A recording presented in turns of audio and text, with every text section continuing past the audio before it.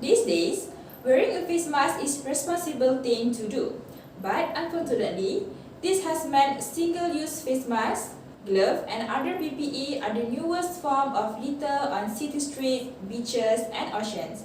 This is bad for so many reasons, but one of the worst is that littered face masks can seriously hurt animals. So what can we do to make sure that we dispose our plastic waste properly? First thing, never litter on the ground.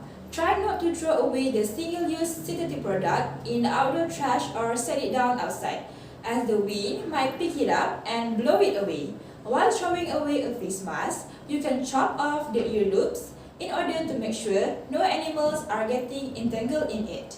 In case you end up spotting an animal entangled in a face mask, try to restrain the animal and then carefully cut off the mask. If all fails, contact animal help immediately.